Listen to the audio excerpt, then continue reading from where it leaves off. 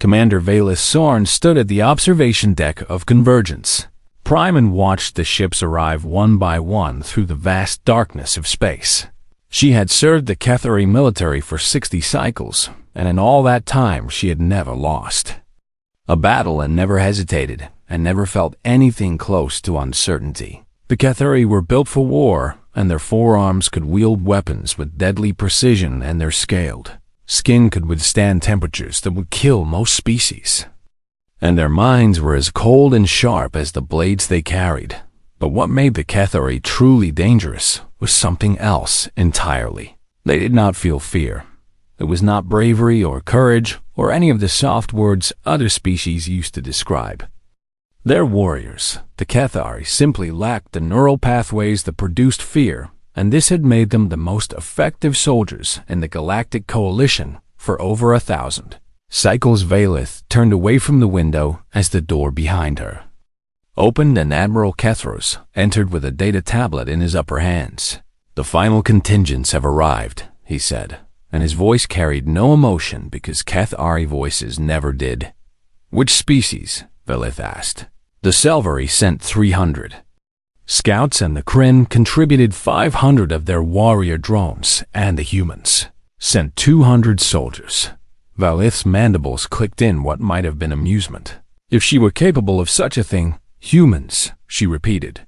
She had read the files on humanity, and they were not impressive, and they lived short lives of barely 100 cycles, and their bodies were soft and breakable, and they required constant sustenance and rest and emotional support. They were new to the galactic stage and had only achieved faster than light travel 2 centuries ago, and most species considered them little more than clever animals who had stumbled into technology. "They did not deserve. They volunteered," Admiral Kethros said, and there was something in his tone that Valith could not identify. "Of course they did," she replied, and she meant it as dismissal. The briefing room was crowded when Valith arrived, and she took her place at the central table alongside the other battalion commanders. The Selvari commander was a tall and woolly creature with silver skin that shifted colors based on mood, and right now it was pale blue, which Valith knew meant anxiety. The Kryn commander was not an individual at all, but rather a speaking unit connected to the hive mind, and it clicked and buzzed as it processed the room. And then there were the humans. Captain Marcus Cole was shorter than Valith by nearly a full measure, and he had brown skin and dark eyes and a scar that ran from his left eyebrow to his jaw, and when he smiled at her, she noticed that humans showed their teeth when they were happy, which seemed like a design flaw for a species that had evolved as both predator and prey. "Commander Sorn," he said, and extended his hand in the human greeting ritual. She took it with one of her lower hands and squeezed, and was surprised by the firmness of his grip. "Captain Cole," she replied. "Looking forward to working with you," he said, and his voice was warm in a way that Valith found unnecessary. The briefing began, and the holographic display in the center of the room showed the enemy they had gathered to fight. The hollow, even Valith, who felt nothing, found herself studying the images with intense focus. The hollow was not a species in any traditional sense, but rather a vast parasitic entity that had existed since before recorded history, and it consumed everything in its path and absorbed the biological and technological essence of whatever it devoured, and grew stronger with each meal. It had destroyed 17 civilizations and eaten 400 worlds, and now it was coming for the Coalition. Current projections show the hollow will reach the Vreth system in 12 cycles. The briefing officer said, "We will deploy a joint strike force to slow its advance and evacuate civilian populations." Valith noticed movement across the table and saw that the human soldiers were whispering among themselves, and some of them were smiling. They were looking at images of an entity that had devoured entire species, and they were smiling. One of them, a young female with red hair tied back from her face, leaned over to her companion and said something that made the whole group laugh quietly. Valith felt her attention drawn to them against her will. After the briefing, She approached Captain Cole, who was reviewing tactical data on a portable screen. "Your soldiers," she said. He looked up and his eyebrows rose, which she had learned was a human expression of curiosity. What about them? They were laughing during the briefing. Cole glanced over at his team, who were now checking their weapons and trading what appeared to be small, rectangular papers with images on them. "Yeah," he said, and he did not seem concerned. "We are discussing an enemy that has destroyed civilizations," Vela said, and she could not understand why she felt the need to explain this. "I know," Cole replied. "Then why do they laugh?" Cole was quiet for a moment, and then he set down his screen and looked at her directly. "Commander, let me tell you something about humans," he said. "We have been fighting things that want to kill us since before we could walk upright, and we fought predators with rocks, and we fought each other with sticks, and we fought diseases we could not see, and we fought the very planet we lived on." He gestured toward his soldiers. "Every single one of them knows they might die on this mission, and they know what the Hollow does to the things it catches, and they know the odds are bad. Then why do they volunteer?" Valeth asked. Cole smiled, and this time she noticed that it did not reach his eyes. "Because someone has to," he said. "And if we are going to die fighting a monster that eats worlds, then we might as well laugh about it first." He picked up his screen again. "Fear is just another enemy, Commander, and we have been beating our enemies for a very long time." Valeth walked away from the conversation with something uncomfortable sitting in her mind. She did not have a word for it. That night, the alarms began to wail across Convergence Prime. The Hollow had arrived 3 cycles early. Valeth received the notification on her personal communicator, and she moved immediately toward the command center, where chaos was already spreading. Officers were shouting, and the Selvari commander's skin had turned pure white, which meant terror, and even the Kryn unit was clicking rapidly in what might have been panic. In the middle of it all, Captain Cole stood with his arms crossed and his face calm. He caught Valeth's eye across the room. "Tuesday," he said. She did not understand what that meant. She would learn. The dropship screamed through the atmosphere of Rethfor, and Valeth gripped the restraints with all 4 hands as the vessel shook and rattled. Around her she had made combat drops 100 times before, and the sensation was familiar, and she felt nothing but readiness. Across from her, the human soldiers sat in 2 neat rows, and their faces were tight and focused, and some of them had their eyes closed while their lips moved silently. She had learned this was called prayer, and it was how some humans spoke to beings they believed controlled the universe. It seemed inefficient, but she did not comment. Captain Cole sat at the end of the row closest to her, and he was checking his weapon for what must have been the 10th time since they boarded. 2 minutes to ground, the pilot announced over the speakers. Cole looked up and met her eyes. "Ever fought the Hollow before, Commander?" "No," she admitted. "First time for everything," he said, and then he smiled that strange human smile again. The doors opened and they poured out onto the surface of a dying world. Rethfor had once been green and blue and full of life, but now half of it was covered in the black and pulsing mass of the Hollow. The infection spread across the landscape like a disease, and where it touched the ground, nothing survived, and the trees became twisted shapes of organic metal, and the rivers ran thick with something that was not quite liquid and not quite. Valeth raised her weapon and led her mixed battalion toward the evacuation zone where survivors had gathered. Selvari scouts moved ahead, and their silver forms flickered between the dead trees as they searched for threats. The Kryn drones marched in perfect formation, and their compound eyes scanned every direction at once. The humans spread out in small groups of 4 or 5, and they moved differently than the other species. They did not march, and they did not scan methodically. They hunted. Valeth watched Captain Cole's squad advance and noticed how they communicated without speaking, and how they used hand signals and glances and tiny movements that carried meaning she could not interpret. They had done this before the first hollow creatures came from the tree line without warning. They were horrible things, and they had too many limbs, and their bodies were made from the absorbed remains of whatever the hollow had consumed. And Velith saw faces in the mass of flesh, and eyes that still held awareness, and mouths that opened in silent screams. The silvery scouts broke first.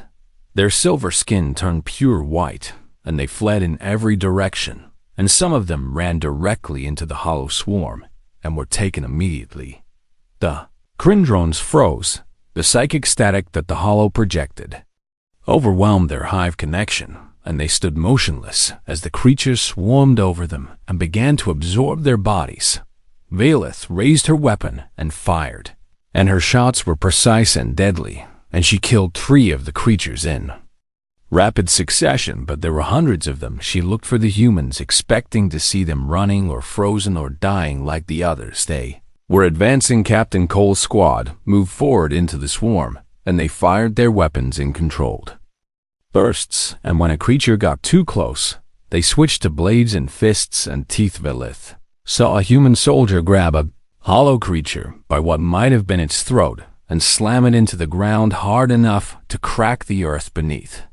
She saw another human take a wound that would have killed most species and simply keep fighting with one arm hanging useless at her side. And then she saw something that stopped her. Cold Private James Chun was young, and he had been in the squad for less than a cycle, and when the hollow creatures swarmed his position, they tore through his legs and left him broken on the ground. Any other soldier would have died or surrendered, or simply stopped. Private Chun propped himself against a piece of rubble and raised his weapon with steady hands. "Go!" he shouted to Captain Cole, who had turned back for him. "I will hold them here." He was smiling. Cole hesitated for just a moment, and something passed between them that Velith could not understand, and then he nodded and led the rest of the squad forward. Velith watched Private Chen fire into the approaching swarm, and she watched him kill creature after creature, and she watched him keep fighting even as they reached him and began to tear him apart. His weapon clicked empty, and he pulled a small device from his belt and pressed the trigger. The explosion killed him and took a dozen hollow creatures with him. Velith felt something she had never felt before. It was cold, and it started in her chest and spread outward through her limbs, and it made her hesitate. She had never hesitated. The battle continued around her, and somehow they reached the evacuation zone, and somehow they loaded the survivors onto the transports, and somehow they made it back to orbit. But Velith moved through all of it in a kind of fog. That night she stood in the cargo bay of the transport ship and listened to sounds coming from the human quarters. They were singing. The melody was slow and sad, and the words spoke of loss and memory, and continuing forward even when the path was dark. Velith moved closer and stood in the doorway and watched. The humans sat in a circle, and in the center they had placed items that belonged to Private Chun and the other soldiers. They had lost a jacket and a book and a small photograph of a woman and child. They sang, and some of them wept, and they held each other, and their voices rose and fell together in that mournful, beautiful sound. Captain Cole noticed her watching, and he did not stop singing, but he met her eyes and nodded on. Velith returned to her quarters and sat on her bed and discovered that her hands were shaking. She pressed them together to make them stop. They did not stop. She ran a diagnostic on her neural implants, thinking perhaps they had been damaged in the battle. The results came back normal, but something was wrong with her. Something had changed. She sat in the darkness for a long time and tried to identify the cold feeling that had settled in her chest and would not leave. She did not have a word for it, not yet. The carrier ship, unyielding, moved through the darkness between stars and carried what remained of the strike force toward their final destination, the Hollow's central mass. 3 days had passed since the battle on Vrethfor, and Velith had not slept properly, since every time she closed her eyes she saw Private Chun smiling as the creatures tore him apart. She saw the humans advancing into certain death. She felt that cold thing in her chest grow heavier. On the third night, she left her quarters and walked through the ship until she found Captain Cole sitting alone in the observation lounge. He was staring out at the stars, and there was a small glass of amber liquid in his hand. "Commander," he said without turning around. "May I ask you something?" Vela said. "Always." She moved to stand beside him and looked out at the same stars. "Your soldiers on Vreth 4 knew they would die. Some of them suspected it, yes. Private Chun knew he would die when he told you to leave him behind." Cole took a drink from his glass. He knew, yet he stayed and he fought, and he smiled. He did. Valith turned to face him, and her 4 hands clenched at her sides. "How?" she demanded. "How does any species function this way, and how do your soldiers advance into certain death? And how did Private Chen smile when he knew he had moments left to live?" Cole was quiet for a long time. When he spoke, his voice was soft. "Commander, have you ever heard the word courage?" "I have read it in reports," Vela said, and she found the concept confusing. "Your species uses it to describe warriors who fight well." "That is not what it means," Cole said. He turned to face her, and his dark eyes reflected the starlight. "Courage is not the absence of fear," he said.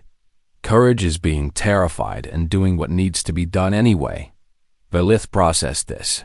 "Your soldiers feel fear. All of them and all the time." "They were afraid on Vreth 4. Terrified," Cole confirmed. "Private Chun was afraid when he stayed behind. Probably more afraid than he had ever been in his life." The cold thing in Valith's chest pulsed. "Then how?" she asked again. Cole smiled, but it was a sad smile and tired. "Because fear is not our master commander. And it is our companion." He took another drink. "Humans have been afraid since the beginning of our existence. And we were afraid of the dark and of predators. And of each other and of disease and famine and war and death." He set his glass down. "We learned that fear does not go away just because you wish it would. And so we learned to walk beside it instead." Valith stood in silence and tried to understand. "I want to learn more about your species," she said finally. Cole nodded. "The ship's archives have full access to human historical records, and you are welcome to them." That night, Valith sat in her quarters and accessed the human database. She read about their history. It was a catalog of horrors. She read about wars that killed millions and about plagues that wiped out half their population, and about famines and floods and disasters that should have ended them 100 times over. She read about how they had nearly destroyed their own planet with pollution and weapons capable of ending all life. She read about how they had fought each other for resources and territory and ideas, and sometimes for no reason at all. And she read about how they had survived all of it. Every catastrophe and every extinction level threat, and every moment when any other species would have given up, humanity had clawed forward. She found a concept in their records that had no equivalent in the Keth-Ari language: spite. It was the refusal to surrender, even when surrender was the logical choice. It was the decision to keep fighting, not because victory was possible, but because defeat was unacceptable. It was the human who looked into the void and spat in its eye simply because the void expected them to look away. Valith read about soldiers who had held positions until the last one of them was dead. She read about survivors who had crawled through impossible conditions because they refused to let their enemies have the satisfaction of their death. She read about humans who had endured torture and imprisonment and suffering beyond imagination and emerged still fighting. The cold thing in her chest grew heavier. The next morning, she reported to the medical bay. "I need a neural scan," she told the Cathari medic on duty. He ran the diagnostic and studied the results with growing confusion. "Commander, these readings are anomalous." "Explain." "Your neural patterns show activity in regions that have never been active in any Cathari I've scanned, and I do not have a baseline for comparison because this has never been recorded in our species." He looked at her with something that might have been concern if Cathari were capable of such things. I do not know what this means, Commander, but Velith. Did she knew because she had read the human files and she had seen the brain scans of their soldiers before and after combat. She knew what this feeling was called, dread. The humans had taught her. That evening, the ship's commander called a general assembly and stood before the combined forces of the coalition. We have received orders from High Command, he announced. We are to assault the Hollow central mass directly, and our mission is to deliver a payload to its core that will destroy the entity from within. The room was silent. Everyone knew what this meant. It was a suicide mission. This is a volunteer operation only, the commander continued. Those who wish to participate should report to the briefing room in 1 hour. The assembly dispersed and Velith watched the different species react. The Selvari whispered among themselves, and their skin flickered through colors of fear and doubt. The Crindromes stood motionless as their hive mind processed the information. The humans were the first to move toward the briefing room, all of them. Every single human soldier on the ship volunteered. Velith watched them go and felt the dread in her chest transform into something else, something that felt almost like awe. The assault craft punched through the outer membrane of the hollow and Velith felt the universe shift around her. Inside, the entity reality did not work the way it should. The walls pulsed with stolen life, and the corridors twisted in directions that hurt to look at, and the air itself seemed to whisper with the voices of everything the hollow had consumed. Velith led her squad forward, and her 4 arms held 2 rifles and 2 blades, and she moved with the precision of a warrior who had fought 100 battles. But this was different. This was raw. The first casualties came within minutes. A Selvari scout touched a wall, and the organic material reached out and pulled him in. And his screams lasted for almost 10 seconds before they stopped. A Crindrone stepped on what looked like solid ground and fell through into a pit of digestive fluid that dissolved its exoskeleton before it could even signal distress. Velith pressed forward. Captain Cole's squad moved beside her, and the humans advanced through the nightmare as if it were just another battlefield. The hollow began to use its greatest weapon. The dead spoke. Velith called a voice from the walls. She turned and saw a face she recognized, her clutch sister Kethin, who had died in battle 30 cycles ago.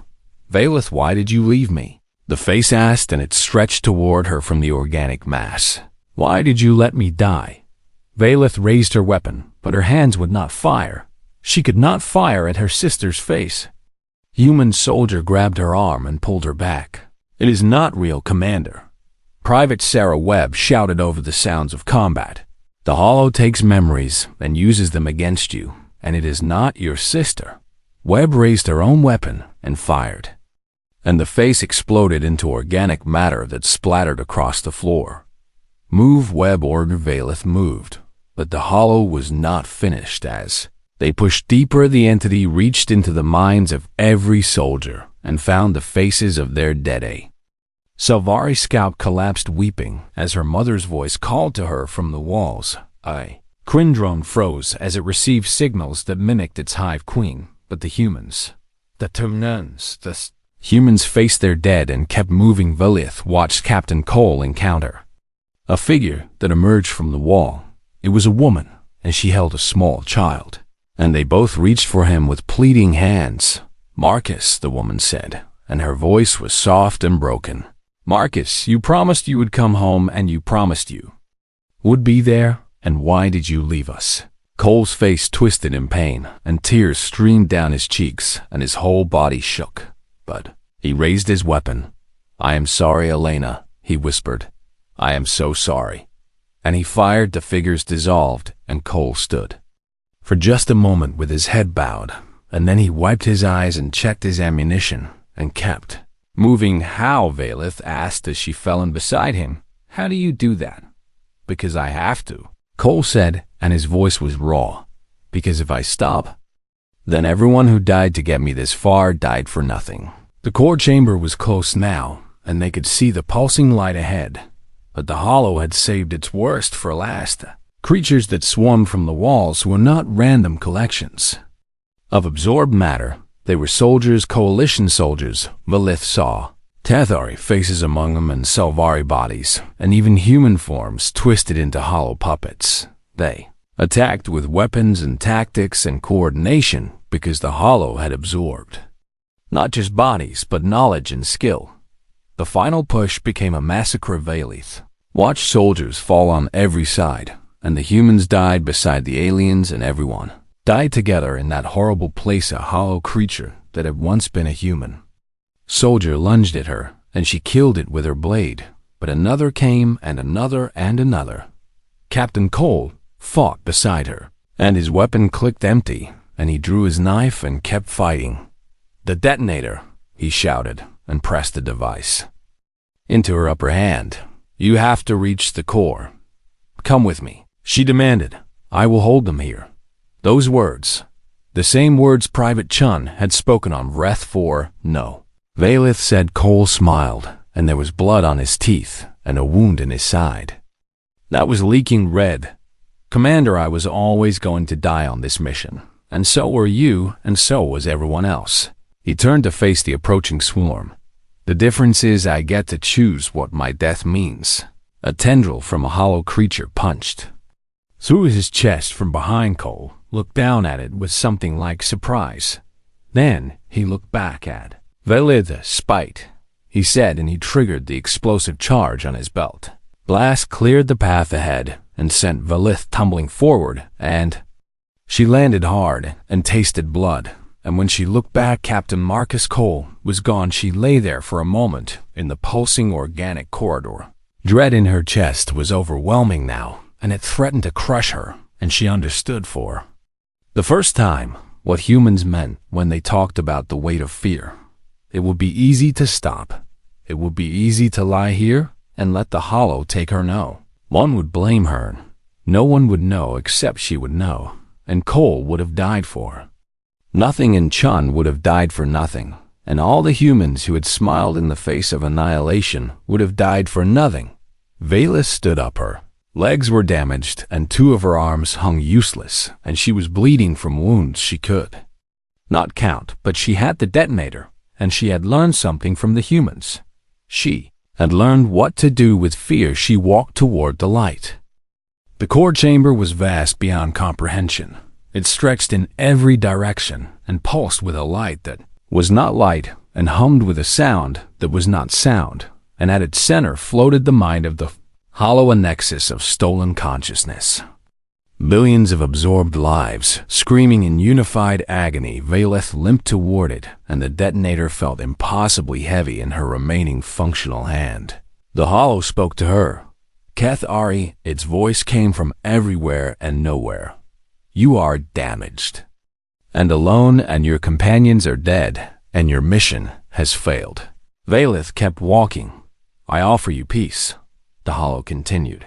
"Join us and become part of something greater, and your pain will end, and your fear will end, and you will never be alone again." Valith stopped. The offer was tempting. She had never felt fear before these past days, and it was exhausting, and it was painful, and it made every step feel like climbing a mountain. She could make it stop. She could surrender and let the hollow take her and become part of its vast, consuming oneness. No more dread. No more cold weight in her chest. No more watching friends die. The humans refused. Valith said, and her voice echoed in the chamber. "What?" the hollow asked. "Before they died, the humans refused your offer, and I want to know what they said." The hollow was silent for a moment. "They were crude." It finally answered, and there was something in its voice that might have been confusion. "They suggested anatomically impossible actions, and they cursed in languages I had not yet absorbed, and one of them said something about my mother." Valith felt something bubble up in her chest. It took her a moment to realize she was laughing. "That sounds like them," she said. She raised the detonator.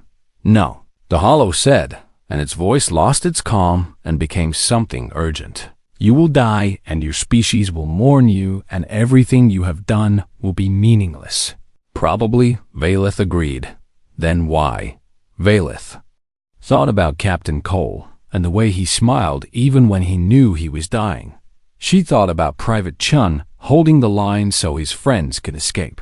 She thought about all the humans who had volunteered for a mission they knew would kill them. She thought about spite, because someone has to, she said, and she pressed the button. The explosion was beyond anything she had experienced, and it tore through the core chamber and spread outward through the hollow's vast body, and she felt the entity scream in frequencies that damaged her hearing implants. She felt the floor dissolve beneath her. She felt herself falling, and then she felt nothing at all. 3 days later, she woke up in a human medical bay. The lights were too bright, and her body was wrapped in regeneration bandages, and everything hurt in ways she had not known were possible. A human doctor stood beside her bed, and when he saw her eyes open, he smiled.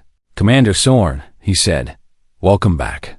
The hollow she managed to say, "Dead," the doctor replied. The core detonation triggered a cascade failure, and the whole entity collapsed within hours. Valith closed her eyes. "The others. You were the only survivor from the core team, and we found you in the wreckage when we went in to confirm the kill. The only survivor, Cole, was dead. All the humans who had fought beside her were dead, but they had won." 1 month later, Valith stood before the Kethari High Command and delivered her official report. "The hollow entity has been destroyed," she said. "Coalition casualties were severe, but the mission was ultimately successful." "And your assessment of the human forces?" Admiral Kethros asked. Valith was silent for a long moment. "I recommend immediate and permanent alliance with humanity," she finally said. The admirals murmured among themselves. "They are a young species," one of them said. "Fragile and emotional and short-lived, and what makes them worthy of such consideration?" Valith looked at him. "Because they have mastered something we never knew existed." "Explain." "We Kethari do not feel fear," Valith said. "We have always considered this our greatest strength, and it is not." She stood straighter despite her injuries. "Fear is a signal that tells a creature it faces danger, and without it, we cannot truly understand what we risk, and we cannot appreciate what we sacrifice, and we cannot choose to be brave." She thought of Cole's face in those final moments. Humans feel fear more intensely than any species I've encountered, and they feel it constantly and deeply and painfully. "Then they are weak," the Admiral said. "No," Valith replied. "They are the strongest species in the galaxy because they have learned to feel the universe pressing against them, cold and dark and hungry, and they have learned to press back." The chamber was silent.